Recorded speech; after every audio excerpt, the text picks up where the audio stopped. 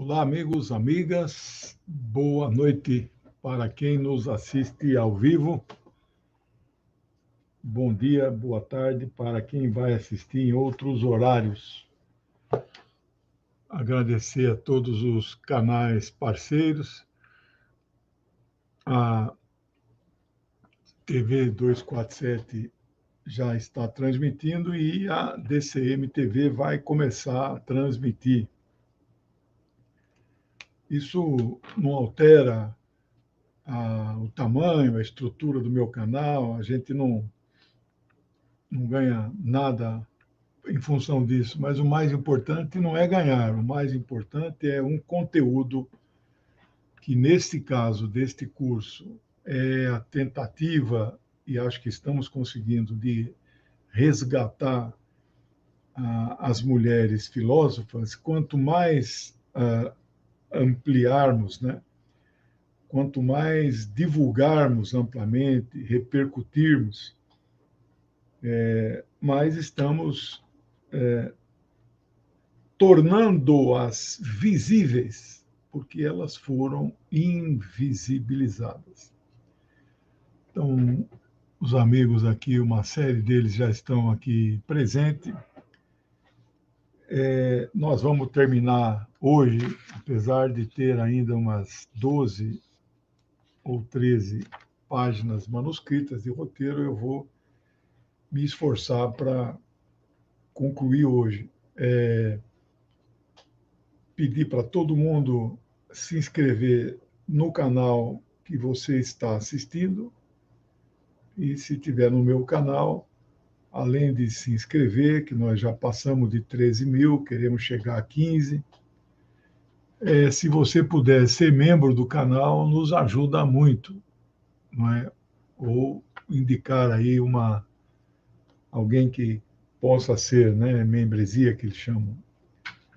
A partir de uma mensalidade de R$ 6,90, você vai contribuir mensalmente para o nosso trabalho.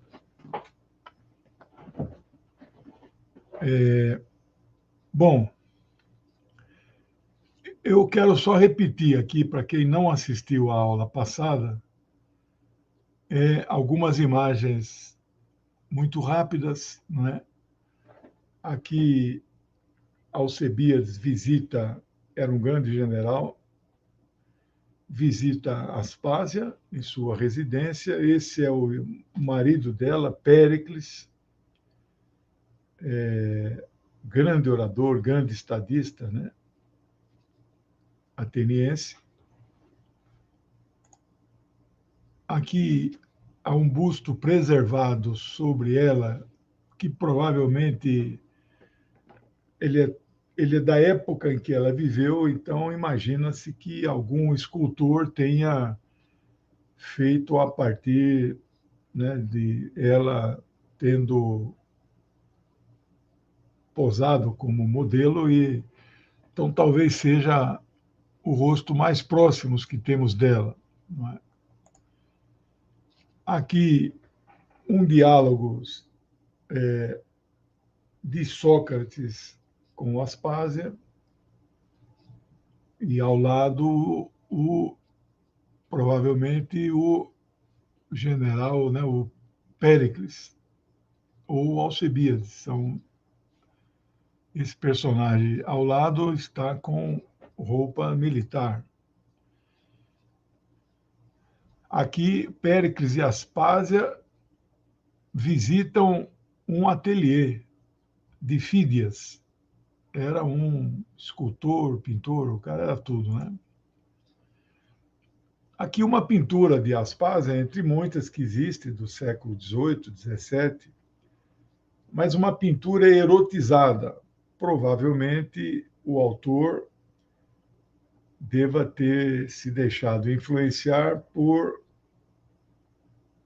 comédias do teatro grego que faziam oposição ao governo de Péricles, o marido dela, que viveu nesse período as famosas guerras do Peloponeso, cujo historiador que relatou foi Tucídides. onde coloca estas peças que são refutadas pela maioria dos escritores. Essas peças a colocam como cortesã, né? Uma pintura que eu gosto muito, na aula passada eu disse o nome do artista, a data, tudo isso. Hoje eu estou só relembrando, né? Ela cercada de filósofos, homens, que eram seus alunos, alguns dos quais ela ensinava retórica, oratória, né? Esse é uma imagem gerada por inteligência artificial. Eu tenho recebido pequenos vídeos com vozes e imagens geradas de pessoas muito famosas, provavelmente essa é que se aproxima muito de quem foi Aspásia, né? Aqui ela e seu marido Péricles, na visão de também um pintor renascentista. E a última imagem, ela contemplando o que provavelmente ao fundo é o Párteno, né? Bom, consta também que Aspásia poderia ter ensinado a Sócrates, abre aspas, a arte do amor. Dídimo Calcêntero, os nomes, nós não estamos habituados a estes nomes, não nos são comuns. E aqui meu amigo Ivo Miranda, mandando uma contribuição que eu agradeço. O Ivo está em Paris e tem mandado notícias de lá, documentos, artigos, fotos, e agradeço muito. Ivo visitou. Obrigado, Ivo. Ivo visitou um dos locais que eu reputo mais importantes de Paris, que é o cemitério Père Lachaise, né? Pô, professor, lugar importante é cemitério. Oh, rapaz, você não imagina quanto. Ali a luta de classe está presente, e ali a gente faz bastante sociologia. E esse cemitério Père Lachaise é um cemitério histórico, né? Eu ia pedir umas coisas para o Ivo, mas ele já, a hora que ele me mandou as fotos de alguns túmulos famosos, ele já não estava mais lá. A diferença de fuso, acho que são 6 horas, né? Bom, esse cidadão Dídimo Calcêntero, ou também só Dídimo de Alexandria, foi então um gramático, né, que viveu na cidade que leva também o seu nome, né, Dídimo de Alexandria. Nasceu em 63 antes da nossa era e morreu no ano 10, né? Uma de suas obras, que era intitulada Simposiaca, com Y, Simposiaca, Y e depois K, né? Tratou de um conjunto de mulheres excepcionais na história e registrou a influência de Aspásia na filosofia, como se ela fosse a principal filósofa do século V, antes da era atual, como nós já registramos, né? E também ele registra que ela ensinou retórica para Péricles, que é considerado o grande orador. Mais obras, abre aspas, memoráveis, fecha aspas, e, abre aspas, econômico, fecha aspas, estas duas obras de Xenofonte grande historiador e filósofo grego da antiguidade, especificamente Atenas. Atenas não era a cidade-estado hegemônica, era Esparta. Ele viveu mais ou menos em 430 antes da Era Comum, mais ou menos o período em que Aspásia viveu. Ele foi até 354 antes da Era Comum. A contagem é decrescente.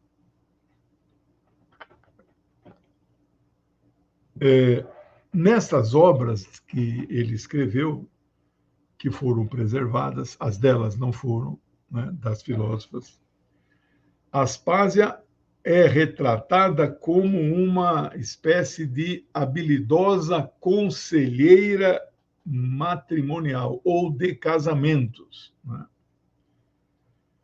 Isso aparece especificamente no texto, abre aspas, Diálogos de Aspásia, escrito por outro autor também conhecido, chamado Ésquines de Esfeto, que viveu entre 425 e 350.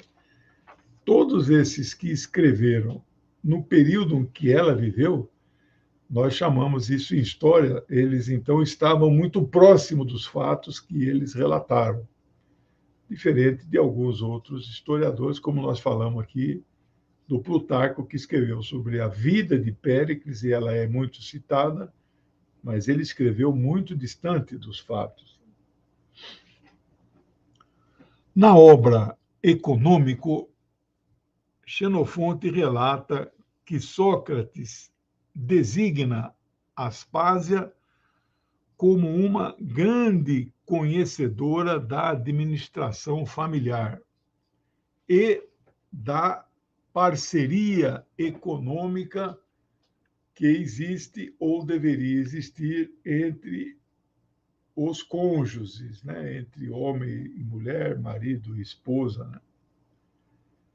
Então, ela, como conselheira de esposas, não é? Até do Xenofonte, ela aconselhou, né? E depois foi sua conselheira para também outros assuntos. A mulher era muito inteligente, muito desenvolvida intelectualmente, né? O tema principal do aconselhamento é a aquisição da virtude através do autoconhecimento. Isso é Sócrates. E Sócrates foi influenciado por ela, aluno dela, né? Conheça-te a ti mesmo, que não é exatamente de Sócrates, era do tempo de Delfos, né? Mas isso é uma coisa que eu sigo desde a tenra juventude.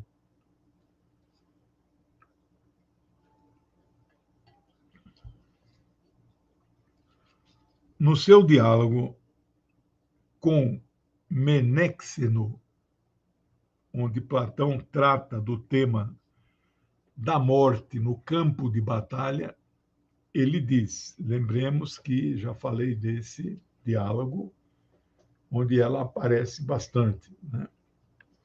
Abre aspas, que eu fosse capaz de fazer o discurso não seria nada maravilhoso. Menexeno, pois ela é minha instrutora.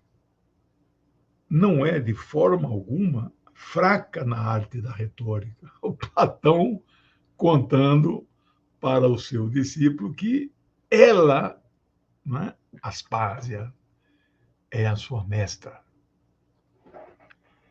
Pelo contrário, ela produziu muitos bons oradores, e entre eles um que superou todos os outros gregos, Péricles, filho de Xantipo. Olha, então, aqui é um testemunho de que, o testemunho de Platão, que diz que Péricles só é o que ele é na história por causa que foi aluno dela, ela foi sua orientadora e provavelmente escreveu seus principais discursos. Então, você veja que eu encontrei muito material dela, mas não propriamente do seu pensamento na essência. As outras eu encontrei alguma coisa de pensamento, mas quase nada da vida delas. Então, esse é o nosso drama nesse curso, é um dilema, mas nós vamos até o final. Tudo que eu consegui pesquisar, garimpar, cavucar, achar aí neste submundo da internet, porque livros são 4 ou 5 só, eu trarei para vocês da forma mais didática possível, né? Voltando a Plutarco, aquele que escreveu depois de muito tempo do período dos fatos, dos acontecimentos. Ele diz que Aspásia era tão conhecida na época dela, século V, que Ciro, o jovem, então, é o filho de Dário II, que foi um príncipe general persa que morreu no ano 401 antes da era atual. Aspásia morre em 399, né? Então, Ciro, o jovem, deu seu nome a uma de suas concubinas, que se chamava Milto, Milto. Então, o cara que era, não é, um grande general, imperador, foi imperador da Pérsia, mudou o nome de uma das suas concubinas, não sei quantas ele tinha, e, em homenagem a Aspásia, rebatizou a sua concubina com o nome da nossa filósofa. Luciano de Samosata, que viveu entre 125 e 181 já da era atual, escritor e famoso por seus diálogos. Aqui o meu amigo Paulo Bretas também faz uma contribuição para o nosso trabalho. Muito obrigado. Nos seus famosos diálogos satíricos, chama Aspásia de, abre aspas, modelo de sabedoria. Olha que coisa. Admirável pelo seu conhecimento e discernimento político, sua astúcia e perspicácia. Então, tudo isso entre aspas, a partir de modelo de sabedoria, admirável pelo seu conhecimento e discernimento político, sua astúcia e perspicácia. É muito elogio, não é? Eu não saberia quantos políticos brasileiros poderiam ter todos esses adjetivos de uma vez só, né? Às vezes um, tem dois, né? Mas sabedoria, conhecimento político, discernimento político, astúcia e perspicácia, na Suda, SUDA, que é considerado a primeira publicação do mundo que foi considerado uma enciclopédia. A enciclopédia, como nós conhecemos, é do século XVIII, né? Diderot e d'Alembert, né? Mas a Suda foi considerado a primeira enciclopédia. Ela é dita enciclopédia bizantina, onde foram compiladas obras e personagens e publicadas em ordem alfabética, né, dos personagens e dos autores, e que contém esta obra informações inestimáveis. ainda que nós reconhecemos, nós que eu falo historiadores, ela tem muitas imprecisões, não seria para menos, né? Mas no caso de Aspásia, ela é retratada como uma mulher de, abre aspas, habilidades e inteligência em relação às palavras e como tendo sido uma sofista que ensinou retórica. Então, as primeiras filósofas que eu falei aqui eram da escola pitagórica, nós já avançamos, né?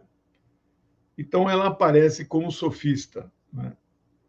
Eu posso me considerar sofista apenas pelo aspecto da oratória, mas eu gosto da escola estoica, né?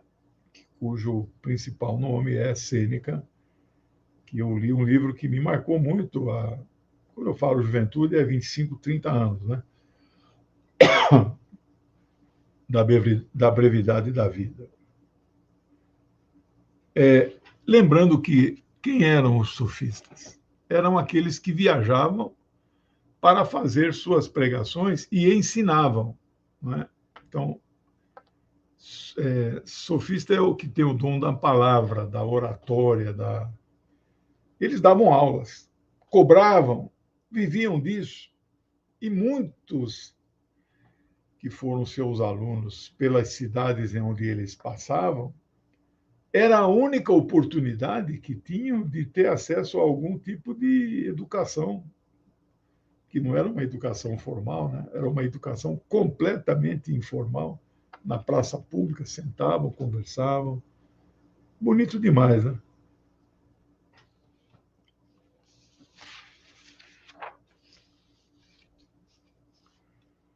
Ninguém tem dúvida que Aspásia influenciou os discursos de Sócrates. E, como já disse, é possível que ela escreveu muitos desses discursos.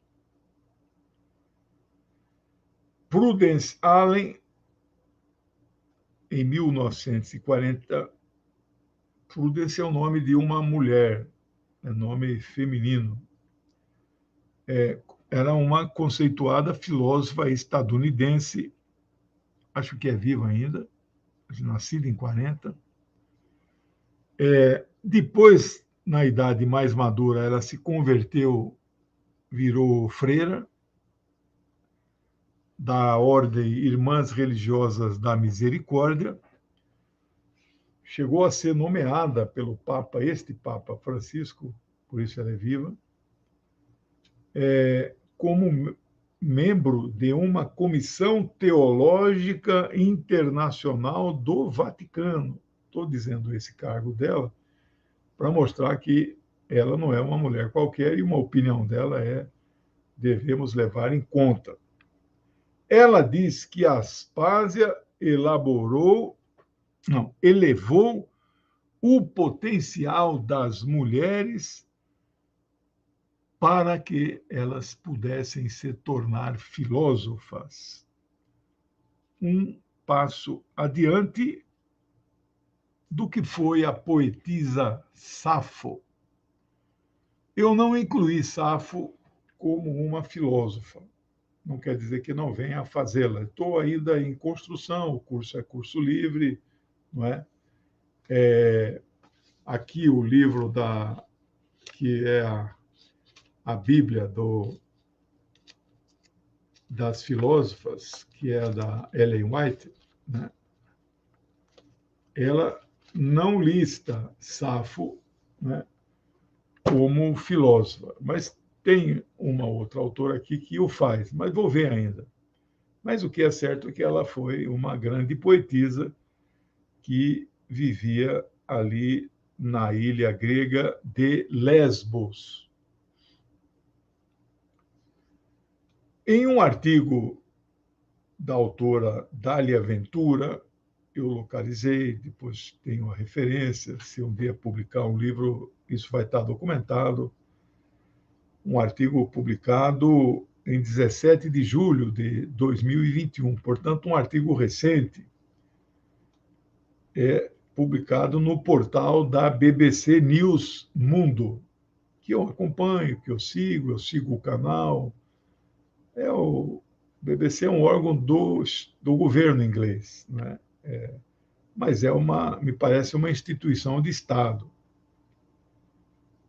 e de muita competência. Eu valorizo muito. Danilo. É que os sofistas eles não tinham assim um método exatamente elaborado, né? Eles eram difusores de ideia, propagadores, os primeiros educadores, né? E ensinavam pelo discurso, né?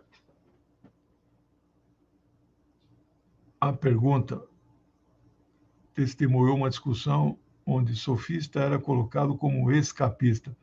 Ah, eu valorizo muito os sofistas. Escapista, não sei por que fizeram essa comparação. É isso. Meu amigo Ivo mandando uma nova contribuição e um aviso. Ocorreu em Paris, do dia 15 até hoje, a 88ª Festa da Humanidade, promovida pelo jornal do Partido Comunista Francês, Parti Communiste Français, L'Humanité. O jornal eu conheço, o partido eu conheço, só nunca fui na festa. E o Ivo informa que foram 300 debates. O partido esteve presente e mais notícias no Portal Vermelho. Obrigado, Ivo.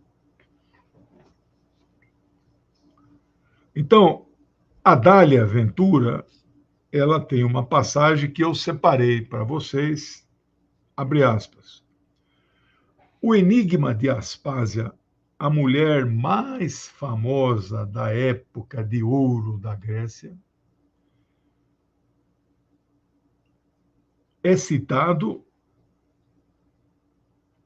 que Armand Dangour, em seu livro, então é uma citação dentro do artigo da Dália. Qual o livro do Armand Dangour? Abre aspas. Sócrates in Love.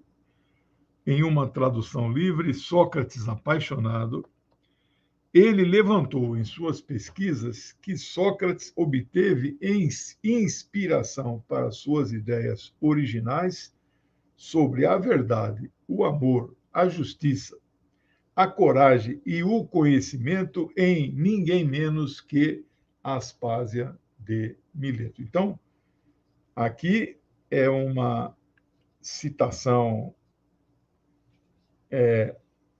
da Dália, né? Onde no artigo dela ela menciona este autor. Né? Então, este autor é que publicou este livro, então é uma citação indireta, mas muito bem fundamentada. E esse professor, que é professor de Oxford, né, Armand Dangour, deve ser de origem francesa, ele dá aula na Universidade de Oxford, é professor de clássicos, Reino Unido, abre aspas. Se a evidência desta tese for aceita, a história da filosofia terá uma reviravolta monumental. Uma mulher que quase foi apagada da história deve ser reconhecida como aquela que estabeleceu as bases de nossa tradição filosófica de 2.500 anos. Olha que conclusão bombástica ele nos apresenta, né? Também outra professora de clássicos, o nome dela é Madeleine Henry, ela é da Escola de Línguas e Cultura da Universidade de Purdue, em West Lafayette, no Reino Unido. Ela tem um livro que é considerado um livro muito importante, abre aspas,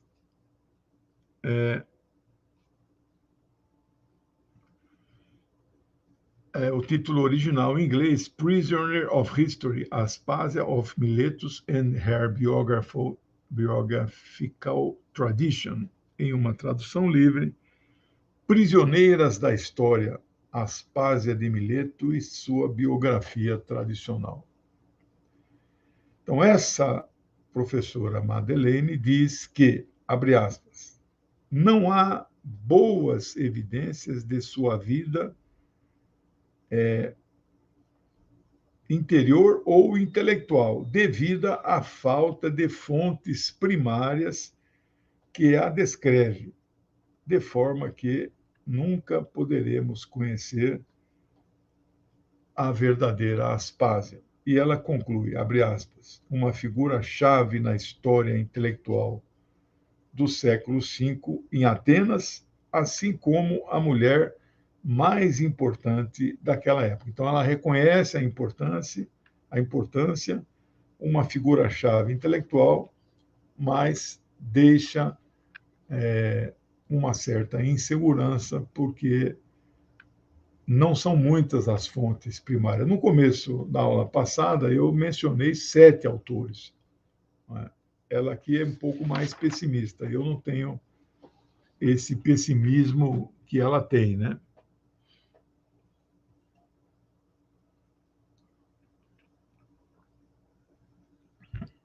Aspásia foi o que à época se chamava de hetera, com H, que eram as heteras. Eram mulheres de muita cultura, muito respeitadas pela sua sabedoria. Portanto, não é um rótulo negativo, ao contrário, apesar de algumas vezes alguns autores associam as heteras às cortesãs, né? Bom, ao contrário, elas eram as únicas mulheres verdadeiramente livres na cidade, na polis, né, de Atenas.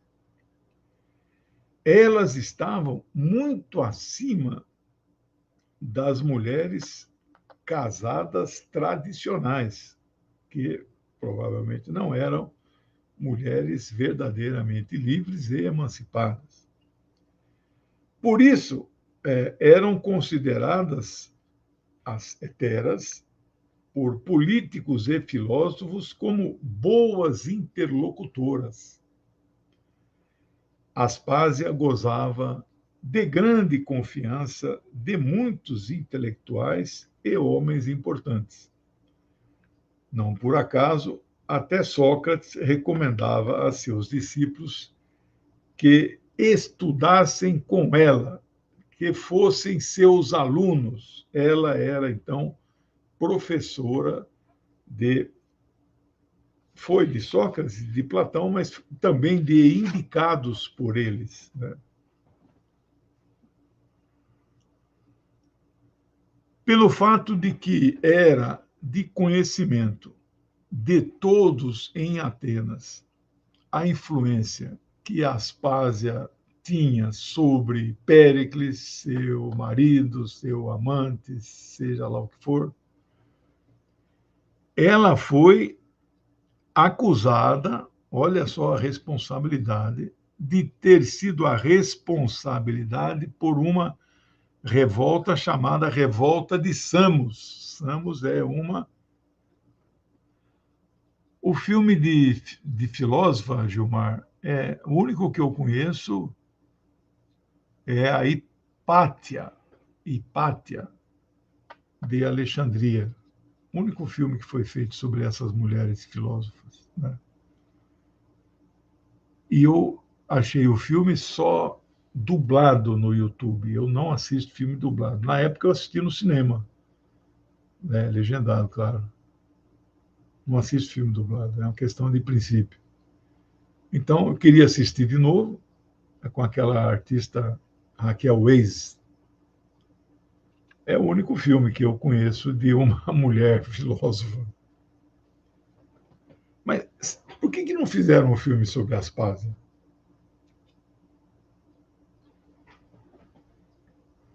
Aqui o Wagner usa um termo chamado relacionamento romântico.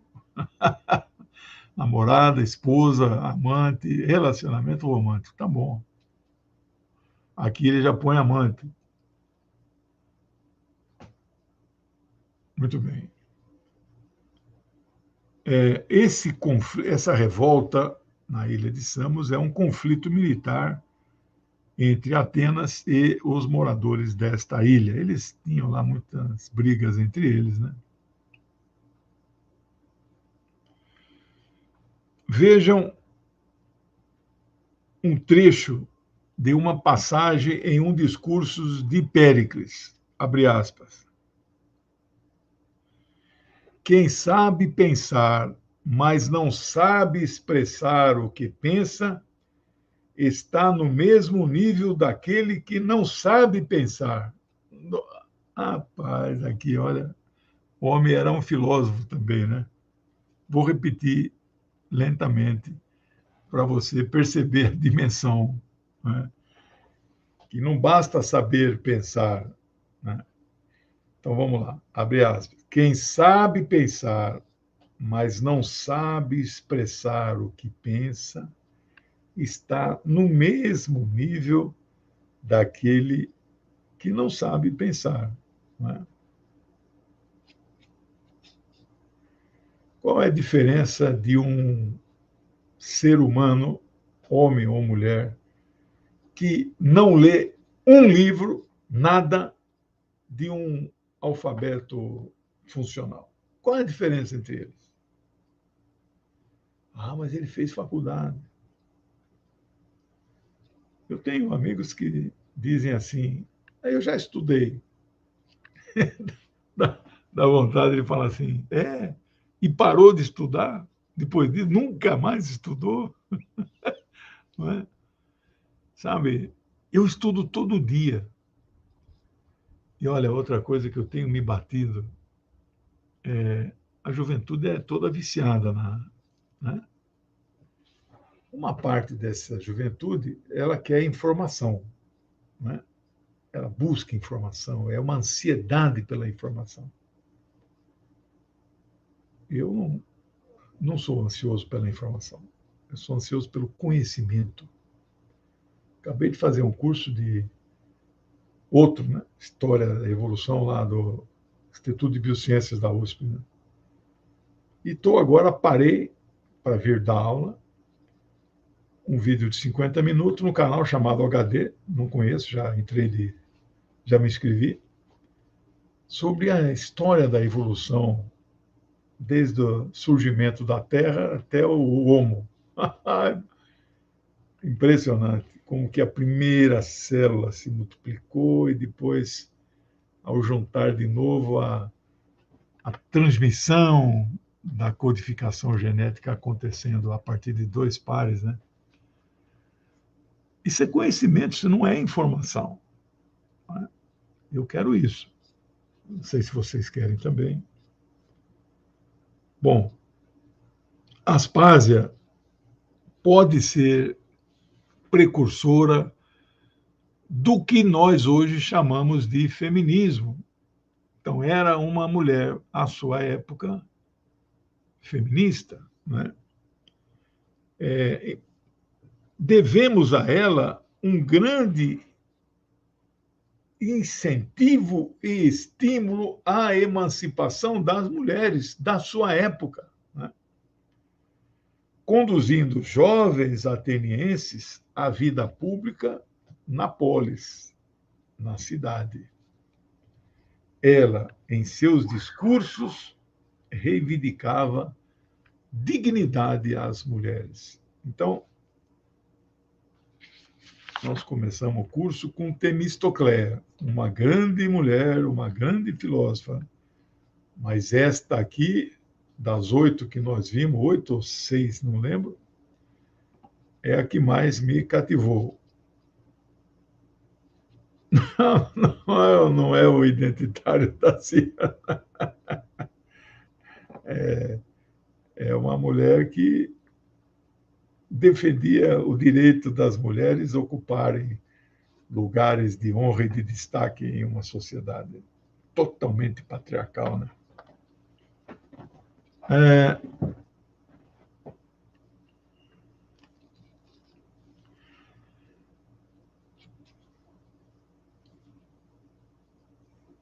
Há um autor chamado Joshua, provavelmente de origem judaica, né? Deve ser Joshua Marx. Ele é biógrafo, professor de filosofia. Ele escreveu um artigo que eu localizei chamado Aspásia de Mileto. E foi publicada no portal chamado World History Encyclopedia.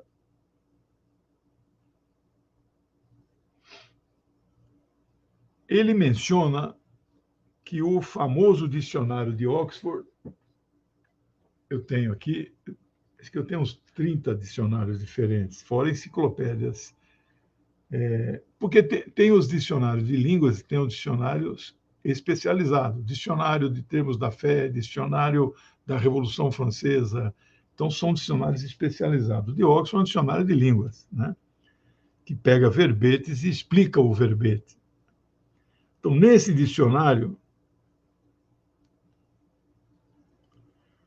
na edição de 1992, e ele muda a cada edição, assim descreve Aspásia no seu curto verbete. Aí eu falo, então, entre aspas, tirando do dicionário que eu peguei esta citação neste artigo, neste portal deste autor. Abre aspas. Uma apoiadora da educação em Atenas, Aspásia de Mileto, ousadamente ultrapassou as limitadas expectativas das mulheres ao fundar uma renomada escola para meninas e um salão popular. Ela vivia livre do isolamento feminino e se conduzia como uma intelectual do sexo masculino, enquanto discorria sobre eventos contemporâneos da época dela, filosofia e retórica. Seus fãs incluíam o filósofo Sócrates e seus seguidores, o professor Platão, o orador Cícero, o historiador Xenofonte, o escritor ateniense e estadista e general Péricles, seu adorado marido consensual. Gostei muito de como o dicionário de Oxford define esta mulher, né? Então, este feminismo, viu, meu amigo aqui, não é o feminismo identitário, não. Este aqui é o feminismo de combate, né?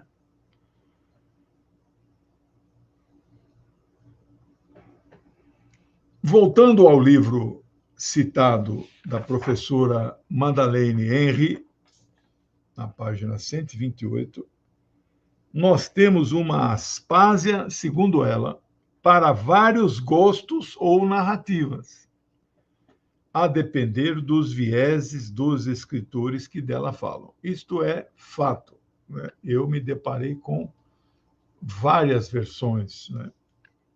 Mas eu aqui abracei uma versão que é da maioria. Abre aspas, citação da Madeleine Henry, página 128. Quando precisamos de Aspásia ser uma musa casta e professora, ela está lá. Quando necessitamos de uma mulher dedicada aos prazeres, ela está lá. Quando precisamos de uma proto-feminista, ela também está lá, né? Ou seja, vários perfis, dependendo dos autores que nós estamos consultando. Eu abracei a Aspásia professora, intelectual, feminista. Até o absurdo, a absurda acusação de ter iniciado a Guerra do Peloponeso. Ela foi acusada de ter sido responsável por iniciar a guerra. E quem descreveu isso foi ninguém menos que Aristófanes, que viveu no período dela, 447 a 386, antes da era atual. E aonde ele fala isso? Na obra que ele publicou, é uma obra cômica, não é? Chamado Os Arcamônios. Arcamônios, ou Manios. É uma peça teatral satírica. E aí, então, ele ridiculariza esta guerra. Era a oposição a Péricles, né? Ele diz, nessa obra, em algum trecho, que a guerra teria sido iniciada por causa do, abre aspas, sequestro de 2 das suas prostitutas. De quem? De Aspásia, como se ela tivesse uma casa de prostituição. 2 de suas mulheres teriam sido sequestradas e começou uma guerra. Então você veja que eu trago essa citação, mas absolutamente não estou de acordo, né? A professora Joyce Salisbury, historiadora estadunidense, ela dá aula na Universidade de Wisconsin. Wisconsin Green Bay. Né? Ela leciona a disciplina chamada Estudos Humanísticos. E ela publicou um livro chamado The Greenwood Encyclopedia of Daily Life. Né? O livro verde da enciclopédia da vida diária, né? Ela ganhou um grande prêmio como escritora, né, da Associação Americana de Bibliotecas. É o prêmio de 2005. Ela menciona a Aspásia da seguinte maneira, abre aspas.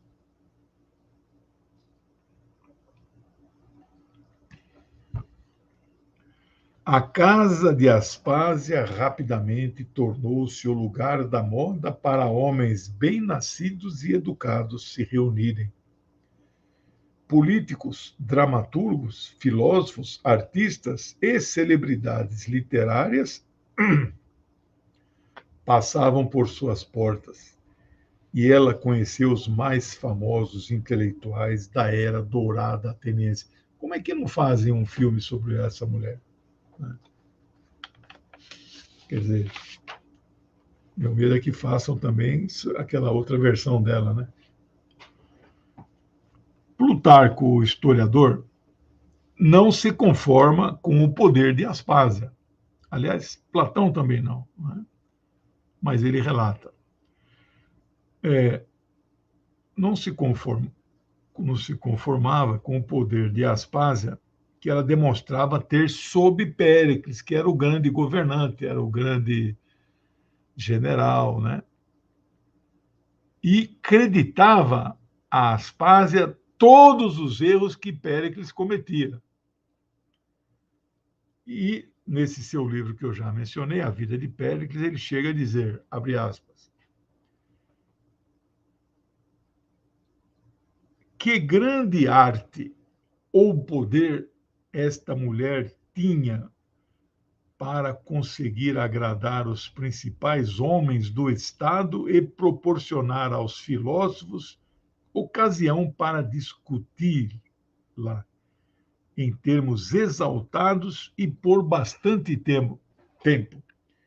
Então ele ficava impressionado que ela dominava uma arte, né, de agradar as pessoas, os homens de Estado, e proporcionar aos filósofos acalorosas e longas discussões.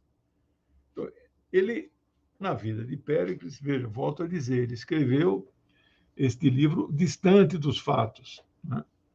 Mas deve ter se baseado em muitos depoimentos, o que é verdade, né?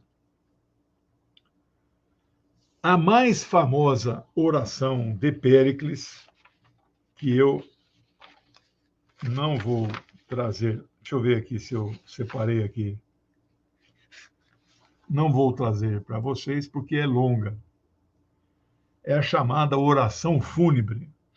Ele fez esse discurso em homenagem aos mortos da Guerra do Peloponeso.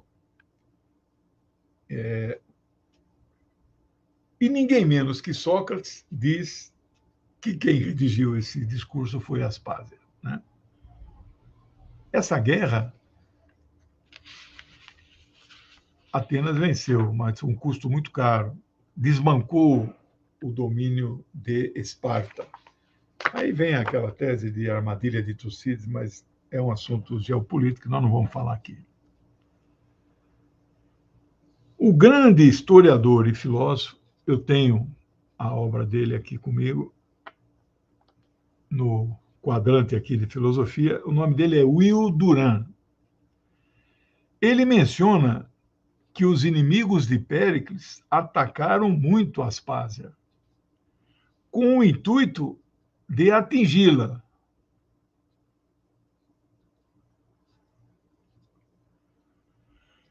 Segundo Will Durant, ela foi acusada de desrespeitar os deuses gregos, acusando-a de impiedade.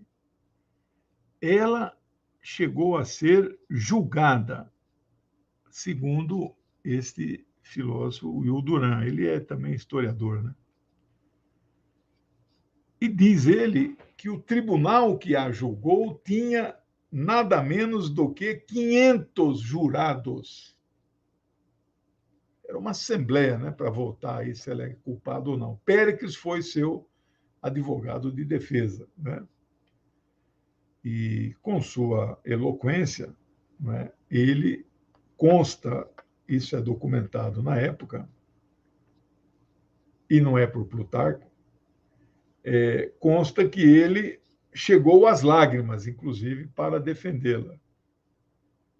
Ela acabou sendo absolvida, mas a liderança de Péricles começa a declinar após isso. Então, ele sofre um desgaste para defender sua companheira. Não é? É impressionante, né? Então, voltando, eu falei Marx é Mark, não é Marx, Joshua Mark.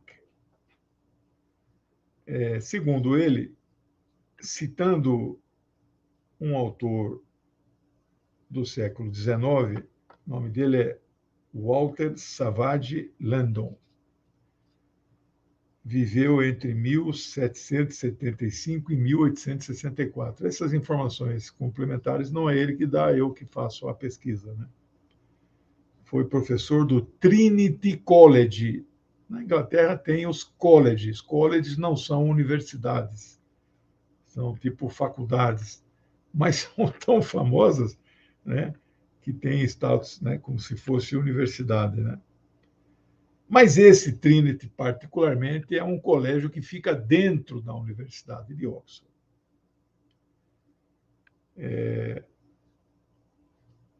Esse autor, Walter Landon, publicou uma obra sua, a mais famosa, no ano de 1836. E como chamava a obra? Péricles e Aspásia. Podiam fazer um filme, né? Já fala da vida dele e dela, né? Mas essa obra é um conjunto de cartas ficcionais, elas não são cartas verdadeiras, que ocorre entre eles dois. E relata Péricles, inclusive cometendo um erro aí, que morreu na Guerra do Peloponeso. Ele não morreu nessa guerra. Meu amigo Rivadavia fazendo uma contribuição, a que eu agradeço, como o caixa melhorou um pouco. Nessa semana segue uma contribuição. Obrigado para essa fonte de conhecimento e conscientização que é.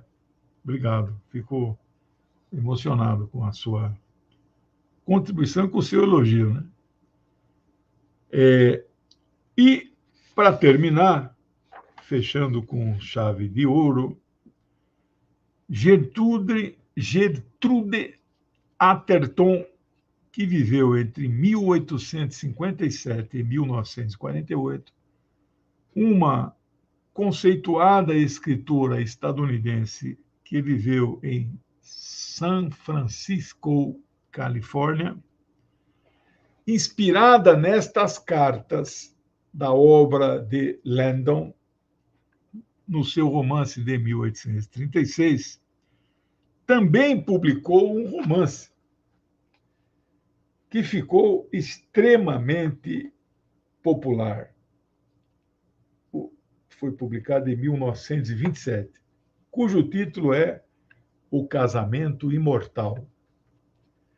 Aspásia aparece como uma mulher forte, com uma educação fina, que acabou por tornar Péricles um grande orador e um grande estadista. Então, essa obra popularizou Aspásia, né? Bem, meus amigos, minhas amigas, 25 páginas manuscritas foi o roteiro destas 2 aulas. Lembramos que teve aulas que eu só tive 45 minutos, não tinha conteúdo para 1 hora. Vamos ver quem será a nossa próxima filósofa.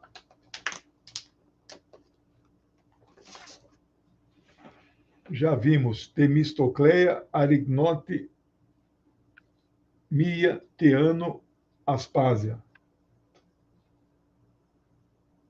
Está faltando Melissa e Perictione.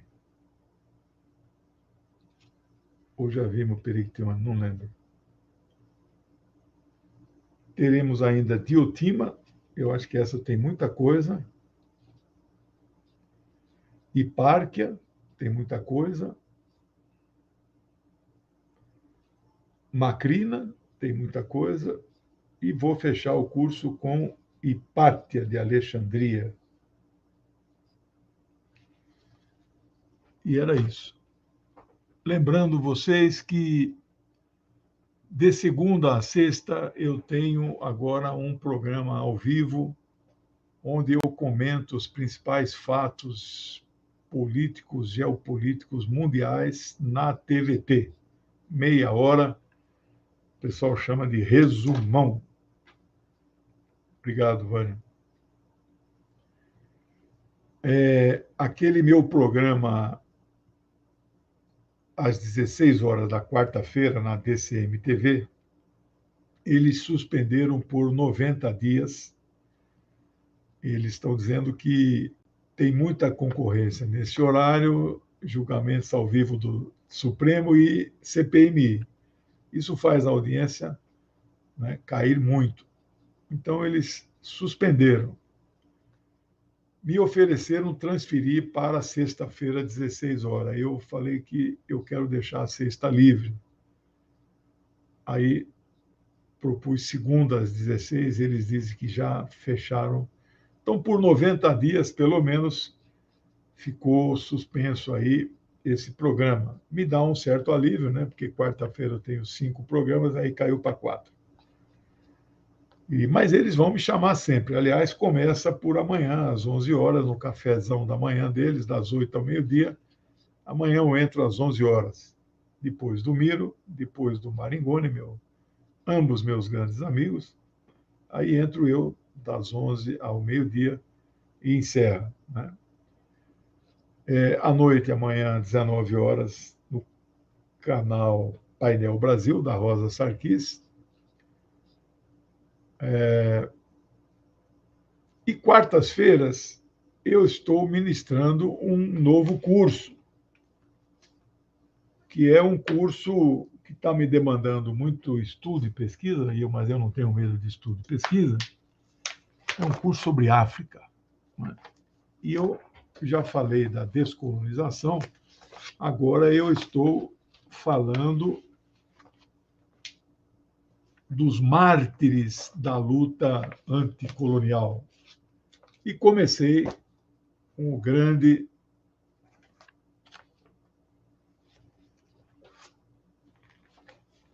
Patrice Lumumba, 2 aulas também, porque ficou longo. Parte 1 semana passada, e então, quarta-feira, 19 horas, a parte 2. Vou falar de Amílcar Cabral, vou falar de Steve Biko, vou falar de Tomás Sankara, vários deles, pelo menos 8 assassinados. Vou falar de vários chefes de Estado, mais ou menos uns 30, que sofreram, foram presos, sofreram golpe, para lutar por uma África.